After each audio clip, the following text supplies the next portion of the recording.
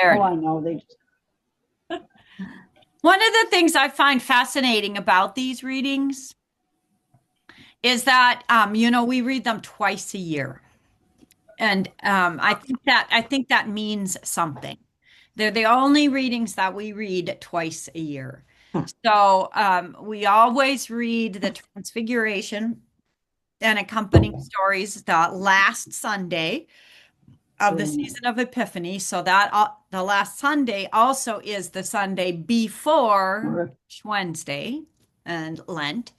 And then in August is the Feast of the Transfiguration. Oh, So that if you belong to a church that might transfer that feast day, um, then you might hear them again on Sunday morning. If you don't, if they're not transferred, then you'll hear them in your daily practice on August 6th, which is the Feast of the Transfiguration. So, yeah. So It- the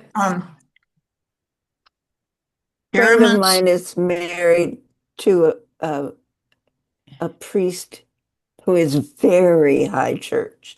And he posted on Facebook that this was his annual um, reminder that this Sunday is not the Feast of the Transfiguration. It is not the feast, no, but this is we read these readings. Yeah. Hmm.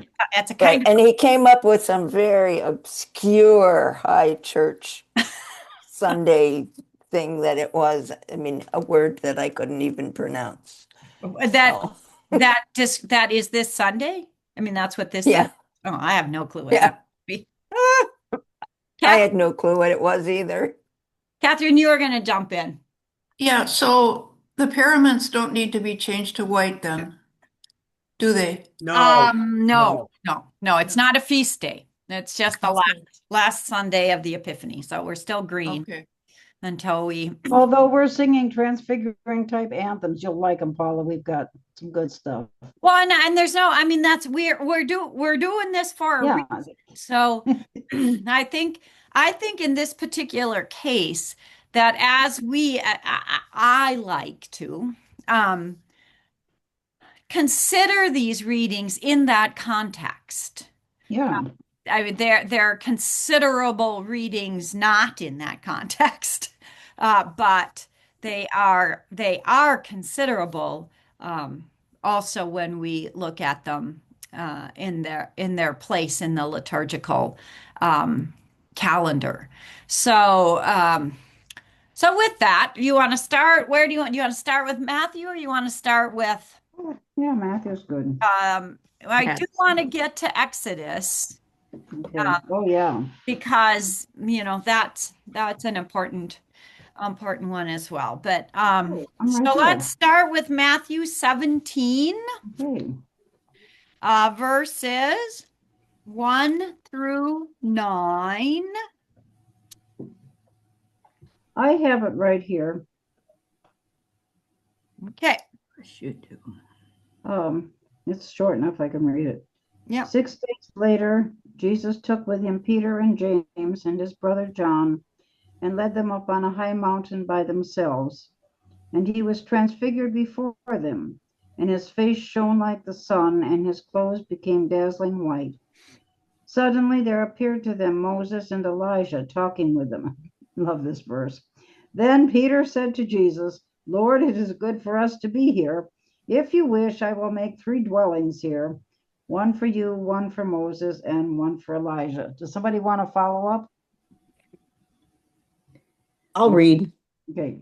But even as he said it, a bright cloud came over them, and a voice from the cloud said, "This is my beloved Son, and I am fully pleased with him. Listen to him." The disciples were terrified and fell face down on the ground.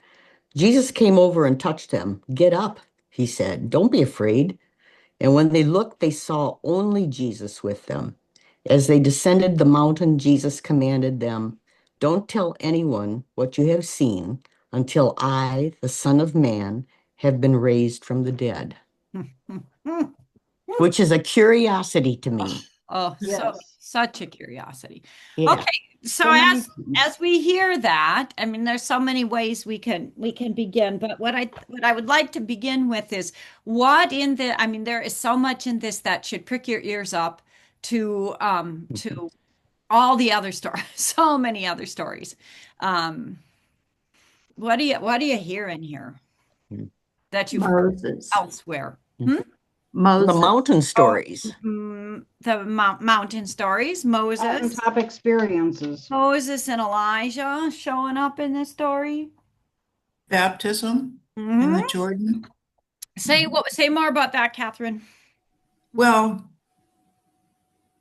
that's what God, the heavens were torn apart, and God said, "This is my son, the beloved. Yes. Exactly. On That, him my favor rests." yep. And that Mhm. matters. That those words frame provide a frame that is important in this gospel. That we hear those words as Jesus begins his ministry. Yeah. And we hear those words as Jesus is close to, or at least says, um, tell no one about this until after the Son of Man has been raised from the dead. And Jesus begins. Um, I mean, he's got a lot more teaching to do, but he's on his way to Mhm. Jerusalem. So that's an important piece of context, I think, to remember. Yeah. Mhm. What else hit I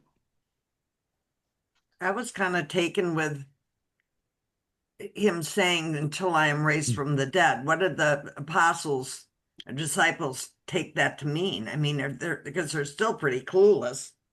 yeah. Yeah. Mhm. Like, what do you mean? What do you mean with that? Yeah. Yeah. God, I got a bug in here and it's bugging me. What did he mean by that? Well, I think he meant what he meant, but they Mhm. didn't know what he meant. That's right. Right. Right. Yeah, I Yeah. mean, there's times you can take them just as it is, rather than Mhm. trying to Mhm. figure out something Right. deeper in it. Yeah. I think if you thought about who the storyteller is, and then I mean, and so remember, all of this is a look backwards. And so the storyteller is cluing the listener in, Mhm. not just the disciples, but the Right. listener in as Right. to how the story is going to progress, Right. and giving us that sort of hint about about Yeah. It kind of holds hands with the I'm going to build you three shrines and it's going to be great. And it's like Jesus is saying, this isn't the time.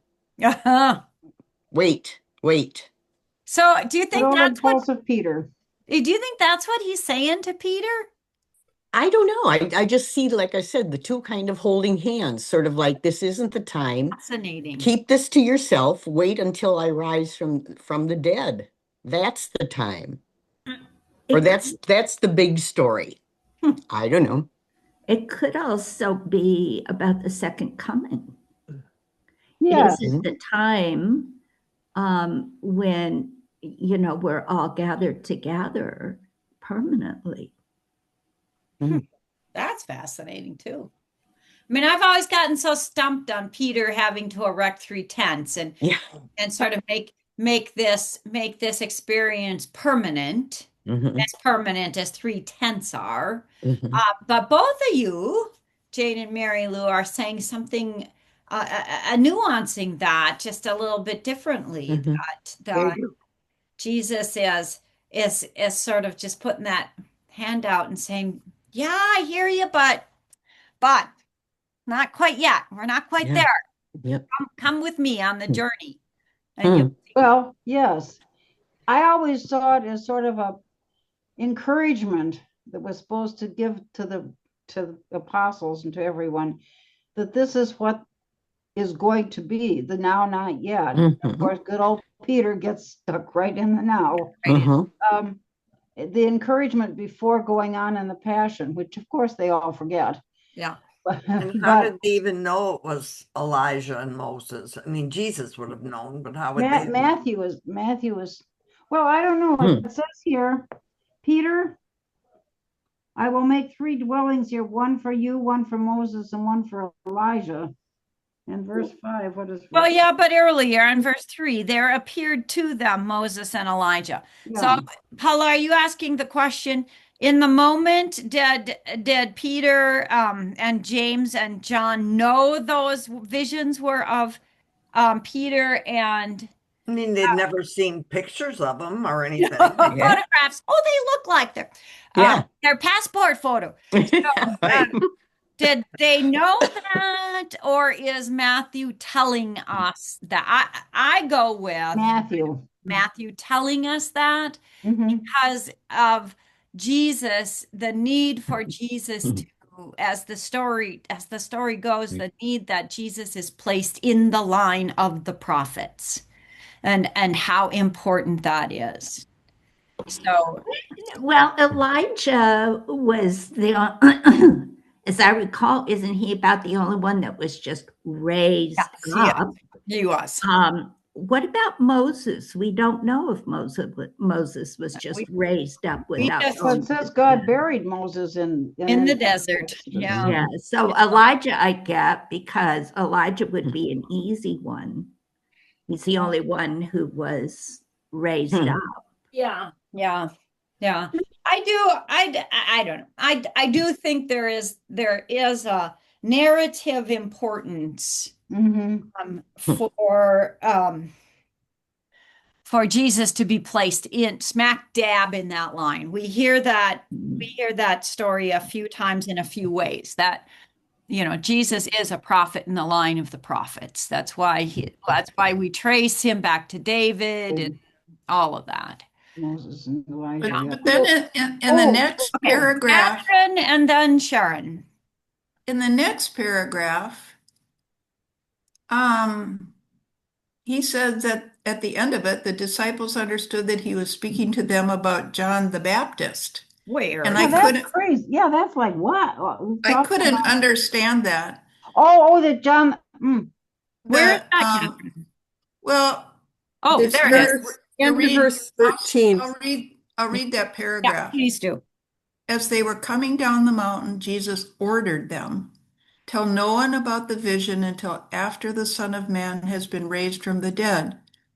And the disciples asked him, why then do the scribes say that Elijah must come first? He replied, Elijah is indeed coming and will restore all things. But I tell you that Elijah has already come, and they did not recognize him, but they did to him whatever they pleased. So also the Son of Man is about to suffer at their hands. Then the disciples understood that he was speaking to them about John the Baptist. Editorial. Yeah, yeah, that's Matthew, most definitely Matthew saying something. I don't understand what he's talking about. Uh, Okay, bye. I don't know that I do either. John the Baptist was Elijah, Yeah, that he was the Elijah figure, right? and figure in the line of the prophet. You'd Yeah, have to read the story about Elijah. I guess I don't know where is that in Um, Exodus or something? no, Later. later. later than Exodus.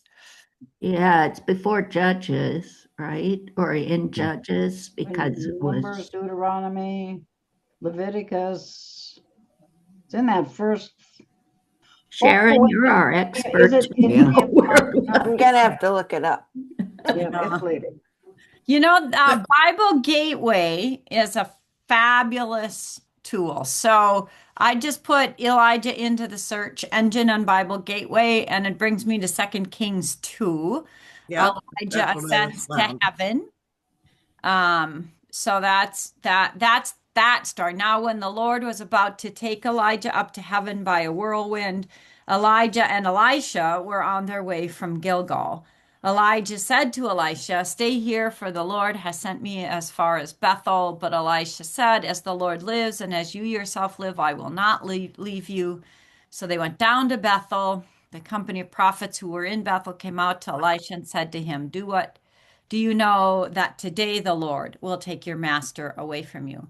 So that's the story of Elijah being Mm. brought up. And then we have Mm. all, First Kings 17, yeah, all sorts of stories about Elijah in First Kings and Second Kings. Yeah, the widow's Yeah. son, that's a interesting story too. And Yeah. the parallels with the widow's son, the Hmm. widow's son that Jesus raises Yeah. from the dead. Yeah. So there's, yeah. Those. Yeah. Yeah. Those of you who've heard me preach on this, well, I will remind you that the image I always use is from Star Wars. It's Luke and Obi-Wan and Yoda. Because So that makes makes me sense to ask. me. I know Sharon has a comment, but I actually want Sharon to talk about this. Um, so we say we realize that they didn't know what Moses or Elijah looked like. So did they have symbols that they used that designated these That's people? interesting. Because they're a really big part of their history, and we do, we say, oh, that means X. We're always talking about branding Mm. people. It's a natural thing for us to associate image with something else. So I don't know. Do you know, Sharon? I don't know, but what I was thinking when the question first came up about Moses is that he is really the single most important figure in terms of having been given the law Mhm. and bringing it to the people. Still. Still, right. Yeah. And Elijah, I mean, the only thing I really ever thought about Elijah is that every year at the Seder, you set a place at the table for Elijah, Mhm. and you Oh, open, at the end of the Seder, you open the door for Elijah to come in. Yeah. Mm. And, I always used to, when I was a kid, liken it to my friends who said that Santa Claus came and drank the milk. Mm. Because when I was little, my grandfather used to drink the wine, but I, of course, thought Elijah had come and had the wine. There you go. Yeah. Yeah. Oh, let's turn our attention just a little bit to placing this in the liturgical calendar as we embark. Well, And why do we read it now? why? That's what I'm asking you. And Oh, well, I don't have an I don't answer. have much wisdom on that one. You're Why do you supposed think? you're supposed to know, Kathy. Don't know the answer. I can only suppose a few things, and your suppositions are as good as mine, I think. I mean, Yeah, is it because Jesus now turns his face to Jerusalem? yeah. Um, That was my thought, is that it's supposed that it's, as Matthew is writing, that it is within this time frame of the Bible, it is an encouragement to the disciples and then to us, because when it says in the cloud, this is my son, the beloved, with whom I'm well pleased, listen to him, which is exactly a repetition of what was said at the baptism. yeah, yeah. But that it's an encouragement, if they remember, which of course they don't, Mhm. and to us that this is what it's all about, and that the crucifixion is leading up to the not yet part. That's just all I thought. Shoot, I'm gonna have to. Well, I got about 10 minutes. Hmm. That's just one. Might it have something to do with Epiphany? Epiphany has to do with Light. a showing of a seeing of Yeah, something new and That wonderful. makes real sense for the last that's Sunday. true too. Mhm. I mean, I think the real that sort of the recognition. I mean, that's one of the things. This is God in the flesh. This is spectacular. Mhm. It is a light show, right? Yeah. It is all that. And I think that's the epiphany part. You know, we know this is God in our midst because of Jesus is in the line of the prophets, because of the light show, because of the whole spectacular nature of this. And at the same time, we know that because we have read to the end of the story, we know that Jesus is turning his face to Jerusalem it's going to be a down the mountain and Mhm. into the valley and through the desert until we get to the cross and through the Mhm. cross. Uh, Yeah. I think that that's in our the misfortune that we live in our churches is that we read episodically. Um, and that makes this, I think that's what makes this hard is that, we don't think about the arc um, of the story and how it accompanies us and guides us and what we're doing and where we're going. Any other thoughts on its placement here? Those are great. I looked up something. I thought this was kind of interesting. Said during Epiphany, we've kind of been ascending Hmm? with Jesus, and he says, "Tell no one about the vision," and says, which means the Son of Man is going to die, which means this is not going to go as we thought. Yeah, yeah. This is not going to be a perpetual ascent Mm. until we are all sitting at the top of the mountain enjoying our panoramic view of life. Mhm. No, the journey with Jesus is going to be about descent. He's going to drag us off this mountaintop all the way to Jerusalem, all the way to Good Friday, all the way to the cross. And so it makes sense that we go to the mountaintop today before we start our Latin Yeah. journey to Mhm. Jerusalem. There you go. Yeah, Yep. Very good. That's good. Yep. that makes sense of that, doesn't it? Yeah. It's kind of Before I go, are you going back to what part of Exodus? And I'll catch up with it when I come back. Oh, the Exodus reading is It's in the email. 24, 12 through 18. yeah. Yep. What was the first part? 24, chapter 24, verses 12 through 18. Okay. And Another come up to the mountaintop. So we'll turn there. well, unfortunately, I have to take off and get my ear fixed. Well, So I sounds will- good. You'll hear better. Well, yeah, it's done. So we'll see you next week, and we'll be starting the new book, right? Yeah, yeah. You All right. have it. You have it in your I head. do, I do, I Okay, do. good. Prayers for everybody. Yeah. Okay. We'll Take see ya. care. Bye. Bye, Bye. Ann. Bye. So why don't we take this break here and polish? Because I don't want you to forget to show Sharon your new t-shirt t-shirt idea. Hang I don't on. know if she can see it. You might have to just read it to her. This is a t-shirt I found. It says, if Paul were here, we'd be getting a letter.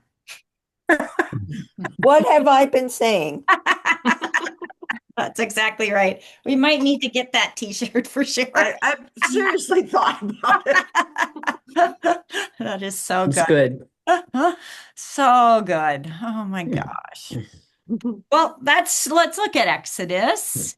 Mm. Okay, so as we listen again, we've heard this story a billion times.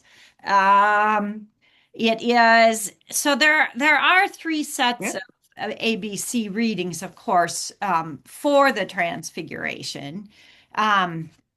So they're not always exactly the same readings, depending on which year we're in, but they're always set, this set of readings. This one, as we learned from Peter Enns, that these things get repeated and repeated and nuanced and changed, and as wisdom works with the listeners as well as the hearers, all that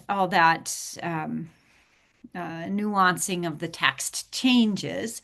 So this one might not be as spectacular as some of the tellings of this story, but this is what we have. So Exodus 24, 12 through 18. Anybody want to read that?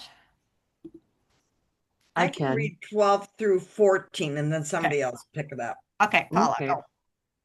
The Lord said to Moses, "Come up to me on the mountain and wait there, and I will give you the tables of stone with the law and the commandment which I have written for their instruction." So Moses rose with his servant Joshua, and Moses went up to the mountain of God. And he said to the elders, "Tarry here for us until we come to you again. And behold, Aaron and Hur are with you. Whoever has a cause, let him go to them." Then Then Moses then go, Moses went up into the mountain. Sorry, Catherine. that's And okay. a cloud covered the mountain. Now the glory of the Lord rested on Mount Sinai, and the cloud covered it for 6 days. And on the seventh day he called to Moses out of the midst of the cloud. The sight of the glory of the Lord was like a consuming fire on the top of the mountain in the eyes of the children of Israel. So Moses went into the midst of the cloud and went up into the mountain. And Moses was on the mountain 40 days and 40 nights. Okay. So as you hear that, I want you to just imagine yourself as a person who is steeped in these stories. You know these stories inside and out, and you were just listening to Matthew tell that story about Jesus on the mountain. What bells go off in your head as you're listening to Matthew's story? Because you know this story so well. Mm.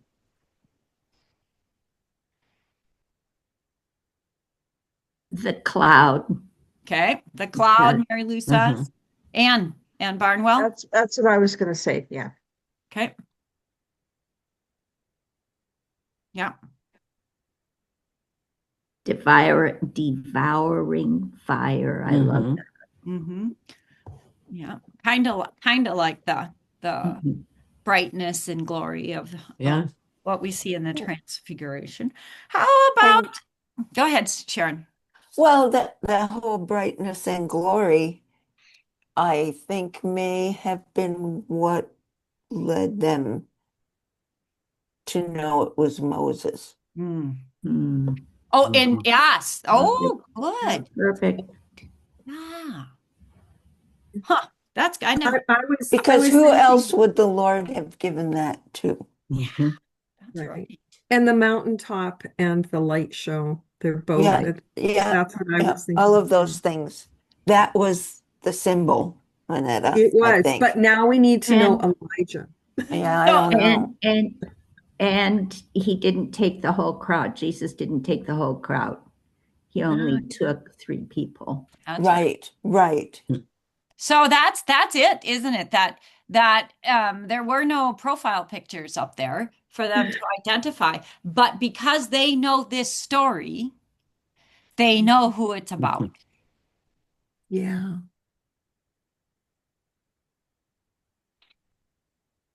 Mm. Does this have anything to do with the verse that says, you know, the law and the prophets? Mm. Good. Any good Jew knows the law and the prophets, right? But that Moses would represent the law and Elijah would represent the prophets? Oh, that way. Mm. Oh, Because That's that's a little bit further in Matthew, I think. Yeah. You have the law and the prophets. yeah. There you go. Right there on the mountaintop. Right there on the mountaintop.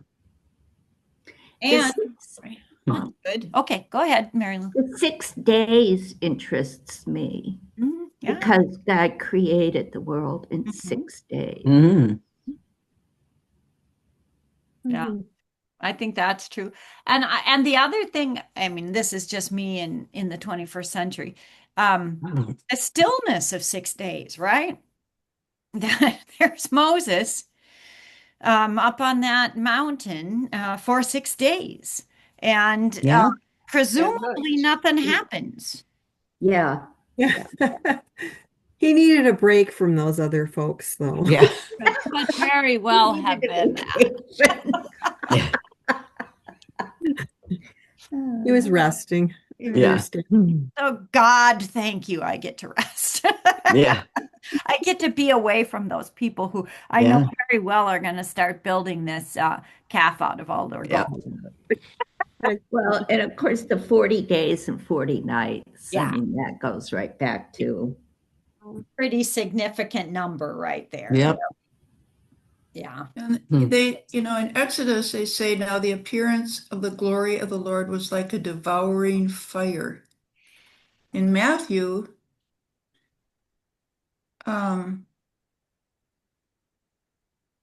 Jesus was transfigured, his face shone like the sun, and he became dazzling white. Mm-hmm. Mm-hmm. Yep. There's no mention of fire. No. No. Well, the sun is fire. Hmm? The sun is fire. Yeah. Mm-hmm. Yeah. Well, Yeah. and they have, I mean, Matthew's got this permission to reinterpret. I mean, that's what happens over and over and over um so fire turns into dazzling brightness and a light show. Laser light show. Mm-hmm. Do you think Matthew made it all up? Of course. I don't think Matthew, I mean, what depends on what you mean when you say did Matthew make it all up? What I mean is Matthew knew the stories in Exodus. He knew Right. this story. Yes. And so did he make this up to Or was it a further credence to Jesus being well, even God? if it's a vision, I mean, that's another like a vision that he could have had. No, I But wasn't thinking of vision. well, when you say that though, the first thing that pops into my head is Harry Potter, where in the last book, oh why I'm confusing my books here. Not Gandalf, the other dude. Dumbledore. Dumbledore, thank you, says to him, he goes, Harry says, am I imagining this?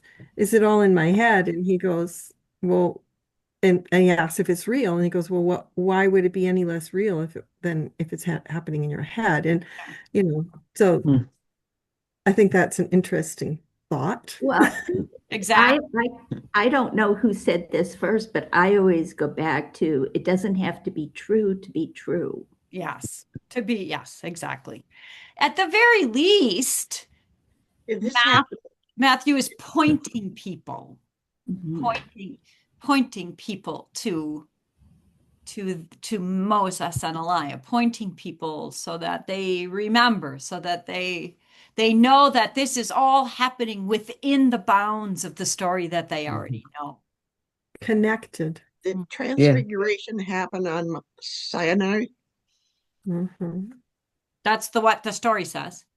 It was on Sinai that transfiguration happened. Right. That's what the story says to us, that it was on Sinai. Yeah. Oh, it's just on a mountain. It's just on a mountain. I've been there. Does it say Mount? I thought it said Mount Sinai in the story. I don't recall it saying it. That's what I thought it did. What story said Sinai? Is that the Old Testament story? That's the Old Testament. Oh, I lied. Yeah, the New Testament just says a high mountain. Okay, so we make that assumption. Yeah. Mount Sinai is very interesting. Yeah. They have built a monastery in the side of it, and the burning bush is also supposed to be right there. So you see the burning bush when you climb the mountain. Is it still burning? Yeah. Burning but not consumed? Right. It's very interesting. Where have you been there? Yes. Oh, neat. Wow. Yeah, it was a very long trip from Cairo, Egypt to Mount Sinai. It's a very long trip. Oh, okay. Oh. And it's on the other side of the Red Sea. So you cross the Red Sea underneath it. They built a tunnel underneath the Red Sea so you can get there. And then They didn't just open it up for you. no. They tried. And everything is fenced so that there's just a road going along the sea, and it's all military that you can see to the, I guess that's the north, as you're traveling over to Mount Sinai. It takes a whole day to get there. Oh, that'd be something. Wow. That's by bus. Yeah. If you get a chance, go. Ginger cake, cool. You got to make a chance sometimes. Yeah. Yeah, just Like can't Anne wait. said. Yeah. Yeah. Just can't wait for it. You got to make it happen. Yay, going to Norway. Okay. Yay. After that. Any other comments on the Exodus? Do you want to take a look at Second Peter here? I don't understand Second Peter, so Good. Look at it. you all can help me on that one. This is where you were reading.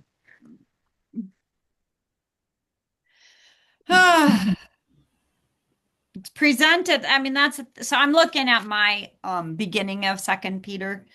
Second letter of Peter is presented as Peter's testament, an account of Peter's teaching as he wished it to be remembered after his death. If Peter himself wrote it, he must have done so shortly before his martyrdom in Rome. Most scholars, however, now believe it was written after Peter's death, with the writer following a literary convention of the time that allowed an author to attribute a testament to a great figure of the past.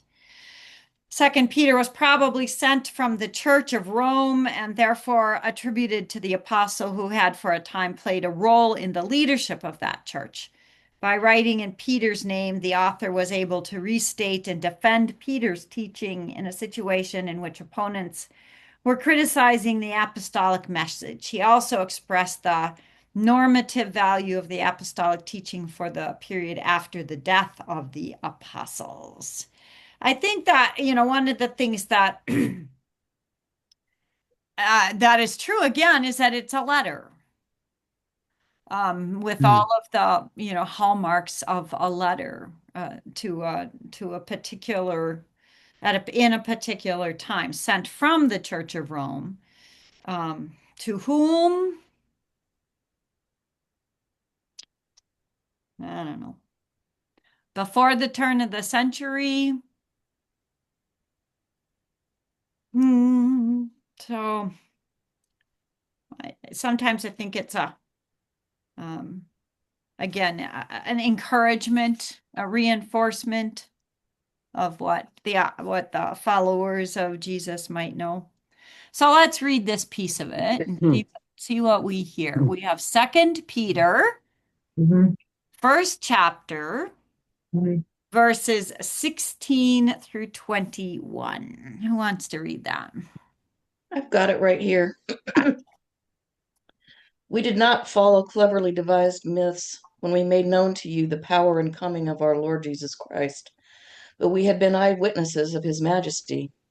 For he received honor and glory from God the Father when that voice conveyed to him by the majestic glory, saying, "This is my Son, my beloved, with whom I'm well pleased." We ourselves heard this voice come from heaven while we were with him on the holy mountain. So we have the prophetic message more fully confirmed. You will do well to be attentive to this and as to a lamp shining in a dark place until the day dawns and the morning star rises in your hearts. First of all, you must understand this, that no prophecy of Scripture is a matter of one's own interpretation, because no prophecy ever came by human will, but men and women moved by the Holy Spirit spoke from God. Boy, there's a lot in there, isn't there? Yeah. Yeah. So I mean, you could, if I were preaching, I could do a whole sermon on you. This is my son, my beloved, the one in whom I am well pleased. As a through So line, as it were. it's Yeah, a, no, I, the passage is kind of, I don't know, he's just like telling them all this stuff, Hmm. kind of giving them all these instructions. And then he kind of goes into a really beautiful poetic way. You will do well to be attentive to this as to a lamp shining in a dark place until the day dawns and the morning star rises in your hearts. Isn't that just That's, lovely? that's beautiful. beautiful. That's just lovely. Yeah. Kathleen? I, yeah, I think the first part of that is really interesting because Peter, whoever Hmm. is, Peter is saying that he was there during the transfiguration, that he saw it. Hmm. And so he is a witness, right? Yeah. Mhm. Um, so that kind of it lends a kind of um, uh, mm, authority, I guess, to everything else he then goes on to say. We saw this happen already. This is what it looked like, and this is, Yeah. yeah. And even, I mean, even if this particular person writing this was not the eyewitness, Hmm. he is writing as Peter was a witness to this to the transfiguration event. I think it really says something about what does it mean to be a witness? What does it mean um, to continue to tell the story? Because we do that all the time, don't we? We keep telling the stories of those who witnessed, and that is so important to us, isn't it? It's when we forget those stories that we begin, or deny those stories, we begin making the same mistakes that our ancestors made. We get into all sorts of trouble when we don't keep telling the stories of, well, beauty, glory, resistance, whatever that story is. Sharon? Well, it's to me, it's like the repetition of the injunction by God to love your neighbor as yourself, because, or to love the stranger, um, because you were slaves in Egypt and I set you free. Yeah, I am the Lord your God. yeah, yeah. And that has so many, I mean, it's just repeated so frequently from the Old Testament through the New Testament that that goes to, I think, what you're saying about those stories. I mean, uh, it's that's the big thing about Passover is that you are commanded, not just enjoined, but commanded to tell that story over the generations. Right. And how important it is to have these stories. I mean, I don't know if any of you watched what was that Morgan Freeman movie about? It was, so of course, a post-apocalyptic story because that's what I read. It was on the Book of Eli, I think it was the Book of Eli. Was that the name of that movie?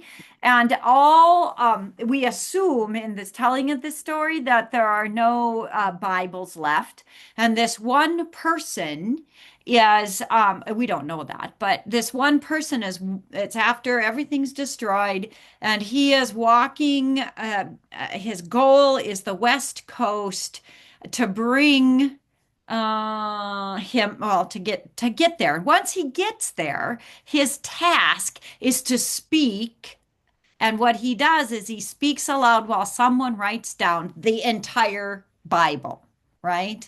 So after everything is destroyed, he's got the word as part of his being. And that's a really powerful image to me when it comes to formation, in that I just think we need to know these stories inside and out. These stories need to be a part of who we are, not only for our own living in these days, but also for what we leave to those who come after us. Um, and that's what the witness does, right, Sharon? Well, two things. That's the end story of Fahrenheit 451 Yeah. as well. That the fireman who had no belief structure at all, the book he memorizes, because in the end everybody has to memorize the Right, that's book, kind and of he remembering it. memorizes the Bible. Yeah. And the other thing is that I think maybe what Peter is, or whoever Hmm. is saying here, is that Matthew didn't make it up. Hmm. Hmm. Well, You know, he's saying, some, wait a minute, I was there. Yeah. Yeah. something that strikes me that Sharon brings up for me is that we're all still enslaved. And the way to freedom is through God, through Christ. Hmm. We're enslaved to capitalism, for one thing. Yeah. Yes. Yeah. Yeah. I think sometimes we're enslaved to ourselves. Sure. We get caught in our own spirals and we forget to look outside of our box. Mm. I've said this before. My mother used to say this to us when we were little children, and even when we were teenagers, and we get really self-absorbed, and she'd say, it's time for you to get out of your little box. It smells in there. Oh, that's great. What a wise mom. Yeah. Anyway, sometimes I remember that I need to get out of my box. That's great. I like that smells in there part. That's great. Yeah. It smells in there. That's a good one. Getting a little ripe. That is wonderful. Well, and in these dark days, so I'm thinking about our journey, our Lenten journey. One of the things I've been hearing around here is, it might look and feel like Good Friday, but Sunday is coming. Sunday's coming. And that's part of what I'm hearing here is, as you will, yeah, and as we've all said, that being attentive um, to this lamp that's shining in the dark place until the day dawns and the morning star rises. I mean, um, God, the hope in that is huge, just huge. Does somebody have a different translation than the one that was read out loud? The verse 17, where it capitalizes majestic glory, and I don't typically think of that as a name of God. So I wondered if there was another translation for that. I just found it fascinating.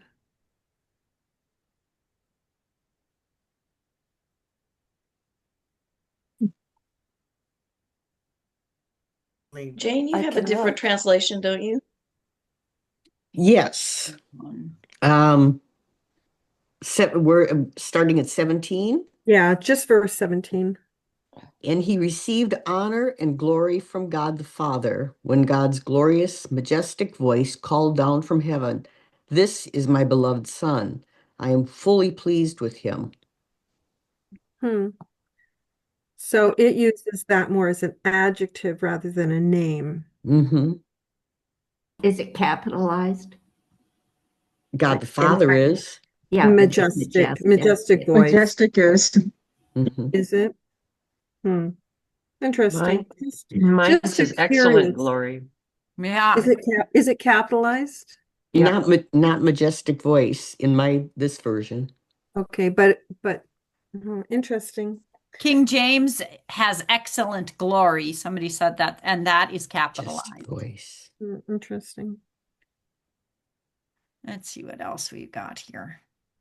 It's just curious. That's not typically a name of God, and it's usually the names of God that are capitalized. Mhm. Yeah, yeah. Peterson uses majestic glory, and Yeah. it is capitalized. Yeah. That's You know, when he It's a said, really very very picturesque name, right? You can really can Mhm. see that. yeah.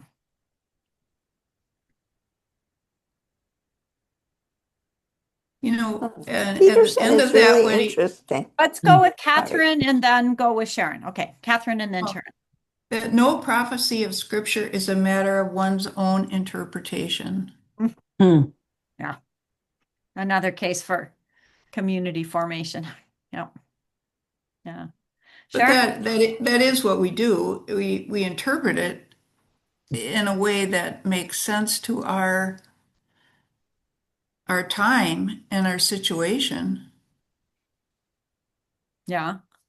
We do that. And we need to do that in community with one another's wisdom, walking along the path together. Mhm. Yeah. Mhm. All of those things. Yeah.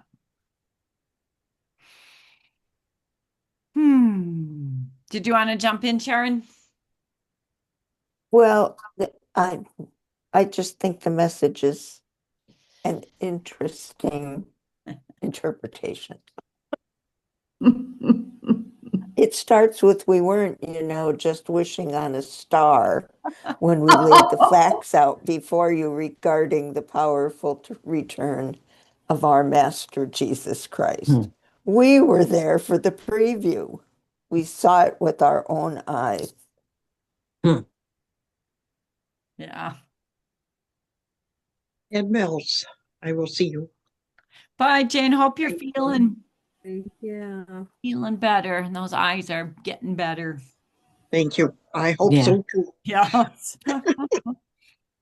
I got to see another doctor in about a week, so you'll see. Okay. Um, This is my son, marked by my love, focus of all my delight. Yeah. Wow. That's something, huh? Mm-hmm. The end is great too. The main thing to keep in mind here is that no prophecy of scripture is a matter of private opinion. Oh, that's good. And why? Because it's not something concocted in the human heart. Prophecy resulted when the Holy Spirit prompted men and women to speak God's word. Sometimes he really nails it. Sometimes Mhm. he's off. God only knows where, but Prophecy resulted. I'd like to see that not be in the past tense. Prophecy results Mm-hmm. yeah. when the Holy Spirit prompts men and women to speak God's word. Yeah. Yeah. I think we're hearing a lot of that lately. Makes me think about Ben Kramer. Yeah. Do y'all read Ben Kramer? He's another one that you might want to consider getting in your inbox. And if you want to read something wonderful, John Pavlovitz Yeah. wrote a letter to Pam Bondi. Oh my gosh, yes. I put it on Facebook this morning. He Yeah. minces no words. I just love him. He does not. That's for darn sure. Did you missed him when you had tickets? I did. It was right like 2 or 3 days after I broke my shoulder. Yeah. Yeah. So I somebody had excused them. I had thought maybe I'd drive over there and take you tickets. Oh, I would have loved to see him. I think the weather was not great too when you broke your shoulder. I don't know. Yeah. Yeah, so when you're inspiration in these dark days, yeah, John Pavlovich does not mince words. Um, Ben Kramer gives us so much hope, and Heather Cox Richardson tells it Yeah, like it is. you're right. And I Stephen know she's a little Charleston always has depressing. good words too. Yeah. She I can live, be a little depressing but she always in nails it. if you watch her, she does her afternoon daily. She always ends with words of hope. She does. Mm. But I live far enough west that sometimes I read her before I go to sleep. Yeah. And I do not recommend that. No, by don't the do that. No. I do She sometimes. usually tells you if it's safe to read it before you Right, yeah. Yeah, I get Yeah. mine often Un- before I go to bed, and I do not read it until the next Yeah, day. you just can't. Yeah. You Yeah, just, there are you a have lot to of times beware. when she says, save this one for the morning. Yeah, Exactly.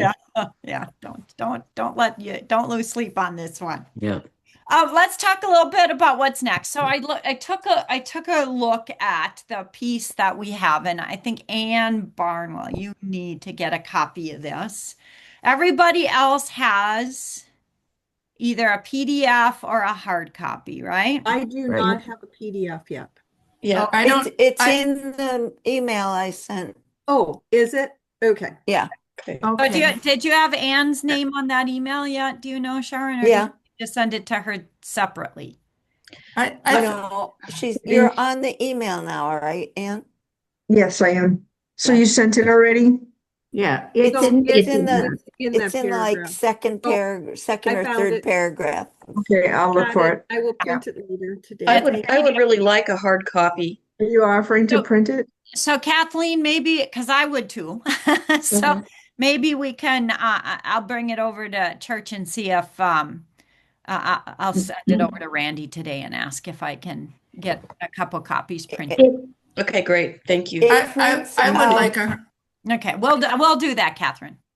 I would it like a hard prints copy. out as a small bullet, All bullet. Yeah, like a small booklet. Yeah. And the thing to remember when you're printing it is that it has to flip on the short edge yeah. in It's a order to come out. double-sided short edge, not long. Right. Print. Yeah. So, I couldn't figure out how to fold the thing once I printed it to get the pages to line up. So I cut them. That Oh, works too. Never Sometimes works. that's the only thing that works. And Kathy, have you checked your Venmo? Because you should have Oh, payment thank you. from all of us. Okay, I've thank sent you Okay. everything I collected. Okay, thank you so much. No, I haven't yet.